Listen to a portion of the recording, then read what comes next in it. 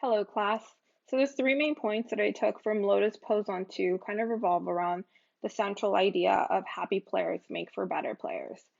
Um, the first takeaway for me was how Seattle integrates meditation and yoga as an option for training, um, and how the players participate in meditation even though it's not mandatory, and how initially yoga was not mandatory, but they all wanted to participate, that eventually they did make it mandatory. And I think that's very interesting because how they're targeting the affective domain in physical education, the affective domain has always been there, but in recent years, it's become bigger and bigger part of our practice and our development for children, just, developing that emotional support, those emotional skills, those social skills. And it's really interesting how progressive the Seattle Seahawks are in that aspect, and kind of how now we're seeing it a lot in physical education, especially right now during the whole COVID-19 thing. I really appreciate that. And then the second thing that I kind of took away from the article was the emphasis of how they recruit. Yes, you have to meet a very specific level of skill, but then after that, the characteristics that they pay attention to, the word choice that the players are using during the draft, during their interview process, all these things. It's very interesting how they look at all of that. And then they pick players who are accountable and show optimism.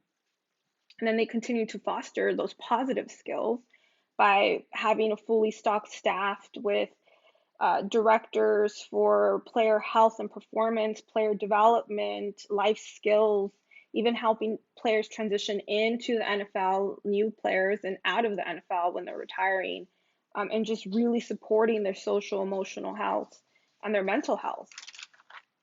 And then the last thing that I took from the article was just the contradicting mentality that the NFL had compared to Seattle.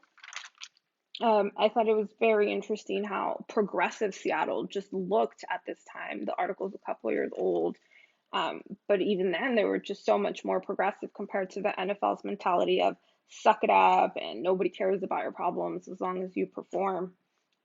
Jimmy Stewart, who's a former player, spoke to that, saying that the 4 years he played in the NFL were the worst years of his life. And then Pete Carroll kind of piggybacks on that and states how he had players who had graduated from his college program kind of visit and tell him how frustrating it was and how difficult it was and how lonely it was because there was no mental support, emotional support for them. And that just kind of speaks as to how he developed his mentality for the Seahawks when he got that opportunity, and why, one of the reasons why he was able to develop such a strong program that kind of fosters off of the importance of mental and emotional health. So that's my analysis. I can't wait to hear what you guys have to say. And I hope everybody has a great day and is staying safe. Bye.